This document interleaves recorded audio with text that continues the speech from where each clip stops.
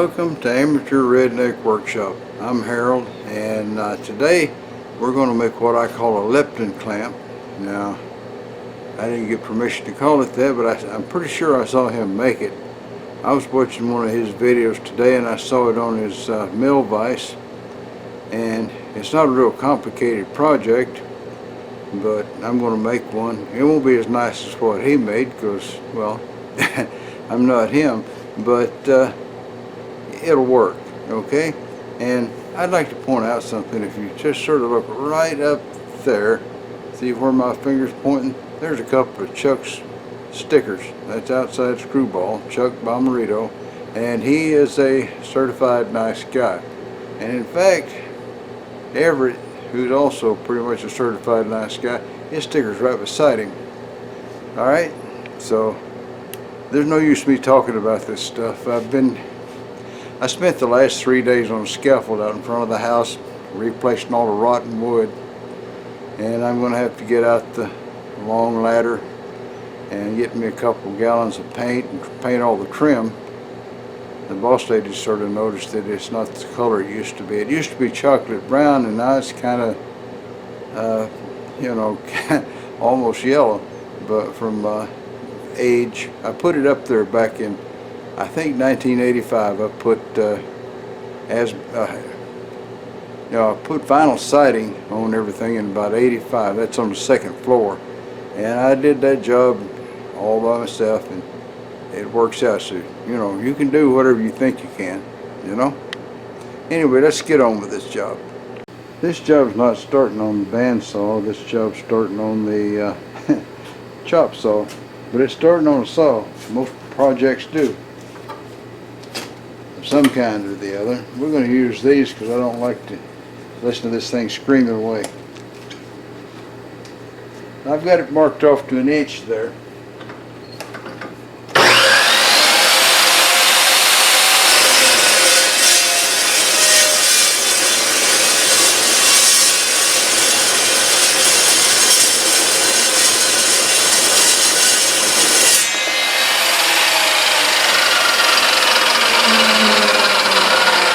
Two pieces like that. Excuse me if I'm yelling, I guess he's very much fun. But anyway, the next one will be just the same stuff, so there's no need showing two of them. I haven't set my DRO for X or Y or Z or anything. We're just going to try to find the edge here and try to clean it up even on these two pieces, then I'll roll them over.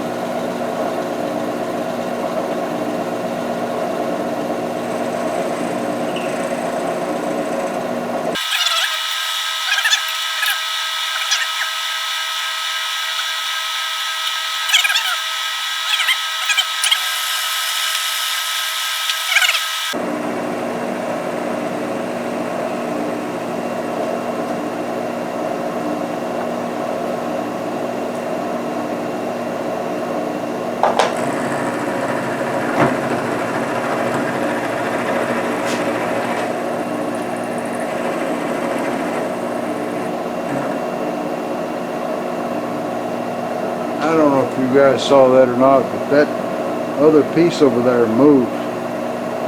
It leaned back on me, so I'm going to have to get shorter spacers and sink it down in the vise a little bit better. Alright, back in business. See what I can do with that.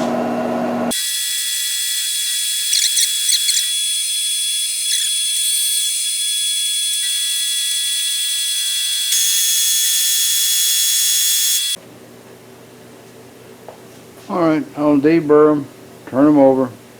We'll do the other side, and then they should be reasonably parallel. It made a nice cut, and I'm going to call this close enough to 1 inch. It's 101 3/10. Huh? Let me get it right here. Alright, 1,000. It's 1 inch and 2 thousandths. There you go. That's what the guesstimators say. So that's got to be close enough. Now this metal is sold as 1/2 inch, but it's actually 493, 494 thousandths. It'll be somewhat under a half-inch time I cut all the slag and stuff, whatever the gross stuff is on the outside of it. Once I cut that crust off, it'll be smaller.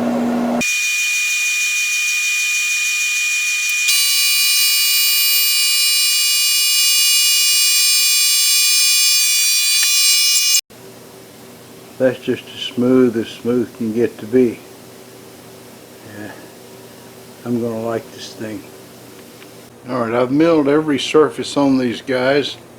They started out 0.494 thick, now they're 0.483 and a half thick. And they're both the same size. Alright, now my two blocks are a little thicker and a little wider, and likely is not a little longer than Tom Lipton's, but we're going to follow along with the general principle. This spot and this spot over here, there will be guide rods stuck through there. This piece I'll drill all the way through. The other piece I'll drill mostly through on each of the guide rods, and then I'll put a thread in here for the center hole for a take up, for a clamp to pull the things together. So this will be a slick hole, and this will be a threaded hole over here. Okay, and of course these two holes will be slick holes, and these two holes on the end will go almost through, and they'll be slick holes that hopefully will fit, just right. I'm going to try to ream them so that they fit the little rods that I've got. We'll see how that comes out. I've got both blocks in there, the piece of paper to keep them tight, and I'm going to drill both of them at the same time so that I'm certain that the holes line up. But I'm going to start off by with a center drill to make sure that everything's just right.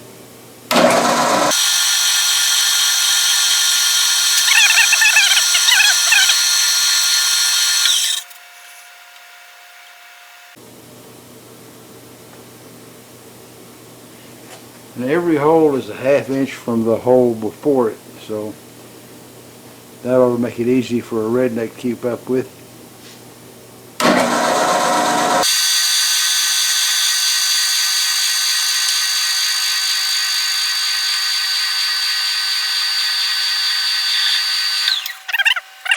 Okay, so I've got the height set on the Z-axis DRO. I'll drill all the way through the top one on each end, and about 90% through it on on the bottom one. That way, when I put the little rod in, it'll stay in the bottom one without wanting to go all the way through. No need it falling out one side. Alright, so the first hole on this end is going to be at 1 inch, and of course 0 Y. But 1 inch on the x-axis. And just drill them down to the stop.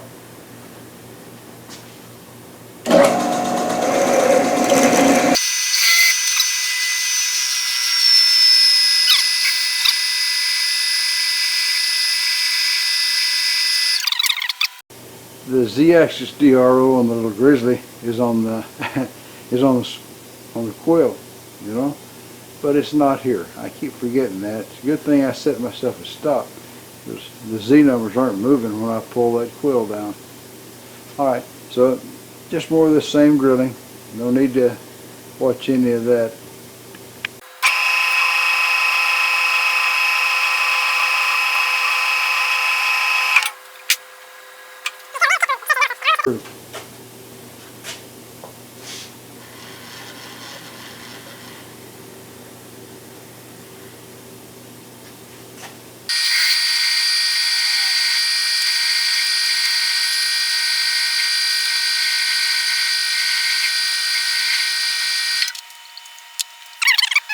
Alright, I removed the top piece, and now I've just got the bottom and put some taller parallels in there.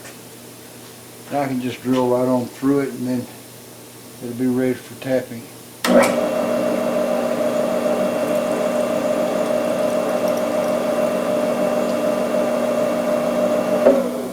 Well, that was quick and easy.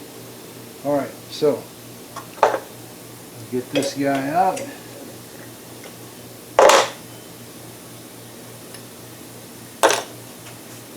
We'll get a tap and see what we can do with it. Okay, so I switched it over to the low speed range. Let's back it just a little bit. Let's see if we can power tap this without any real problem. Something like a little shot of anchor lube. Whoa. That ought to be enough anchor lube.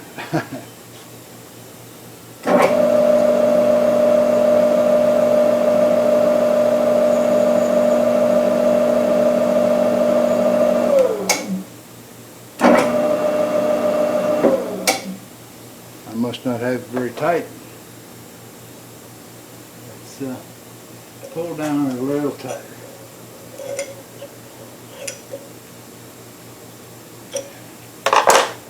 Alright, let's try again.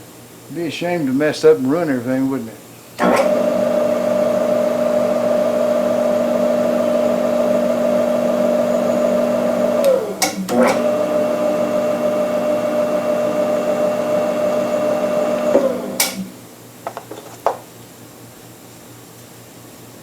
Chips off.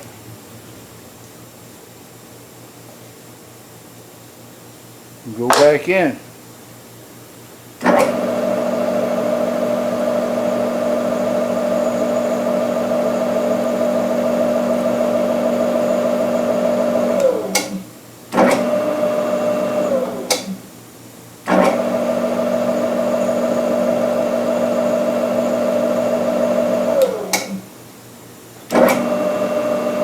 There we go. Beats the heck out of hand tapping in several ways. I don't get it crooked. I don't break the tap. And I don't get a sore wrist from all the twisting and turning. So, now then, all I've got to do is drill me a 1/4 inch hole here and ream these holes. I drilled them about 10 thousandths too small, so I've got to ream all these end holes. I've got a reamer somewhere. I'm going to put a little anchor lube on the reamer, just like I did everything else there.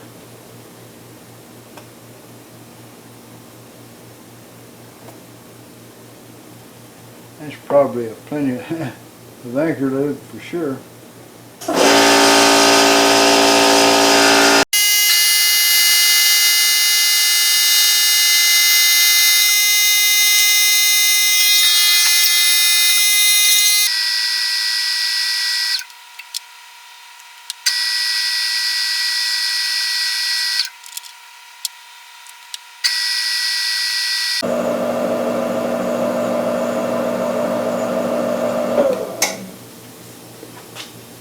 And so it goes 3 more times, okay?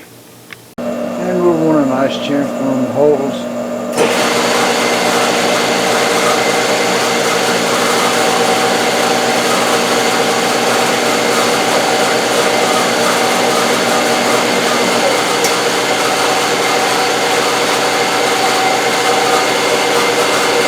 One last step left in the machining, and that's to cut a little slot down the middle between the pieces so they don't extend over and between the jaws so far.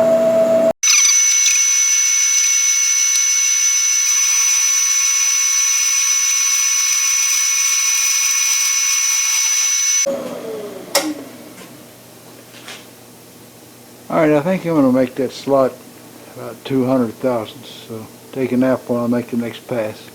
Alright, let's take a look at what we've got here. This is what I built from what I could see of Tom Lipton's clamp. Now my clamp is wider in this direction here than his. His was a lot narrower than that, but and I'm sure his was a lot more precision built. But I've got a spring in the center of it, and that'll help it open back up. And I close it down, and then it should open back up with the help of that spring, which it appears to do. So I'll clip it onto the vise and let's see what it looks like. Alright, we're looking at the rear vise jaw there. This guy is stop for your material. Just get it on there like that.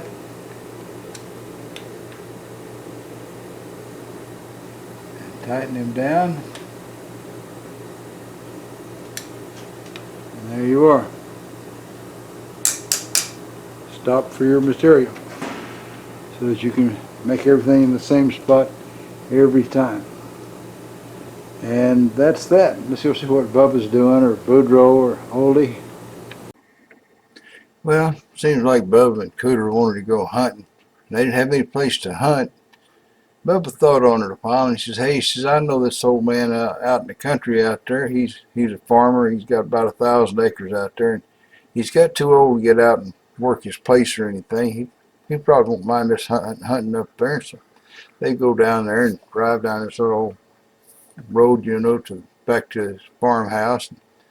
Bubba goes in and says, "Uncle Jasper," he says, "I was wondering if it'd be all right for me and Cooter to hunt on your place." And Uncle Jasper said, "Why, sure, Bubba, you can come out here and hunt anytime you want to. You just help yourself." And Bubba said, "Well, I sure do thank you, Uncle Jasper." And Uncle Jasper says, "Bubba," he says, "can I ask you to do me a favor while you're here?" And Bubba said, "Well, yeah, I reckon so." And Uncle Jasper says, You seen that old mule about halfway down the road there, down from the farmhouse, didn't you?" Bubba says, "Yeah, I did." Uncle Jasper said, "That mule's awful bad sick." He says, he's suffering a lot. And he says, "I wish you'd stop there and put him out of his misery for me." He says, "I'd do it, but I can't hardly get out of the house." And he says, "When I do, I just can't bear to do it myself. So Bubba says, "Well, I'll take care of that, Uncle Jasper. I'll take care of it." And so going out of the house there, he got to thinking about how to play a joke on Cooter. So he gets back in the pickup, and they're headed back down the driveway. And Cooter says, "Well," he says, "we're going to get to hunt?" Bubba says, "No," he says, "that old big buzzard, he told me to get out of here." He said, "Get off his property." He says, "He don't want me hunting here none at all." He said, "I'm just so mad I don't know what to do." Cooter says, "Oh my goodness," and they got about even with that mule, and Bubba stopped. He said, "I'll fix that old bugger." He says, "I'm going to kill his mule." He got out there with his shotgun and boom, just killed that mule dead right there on the side of the road. Cooter jumped out of there and he run down on the road just a little piece, picked up his gun, and boom, he shot this cow. And Bubba said, No, what did you do that for?" Cooter said, "Well," he says, that old bugger," he said, "he offended you so bad," he said, "I went ahead and shot his cow too." Well, that's all, folks. Y'all try to subscribe if you're not already a subscriber. Leave a comment if you got something to say. And above all, remember, keep on keeping on. Bye now.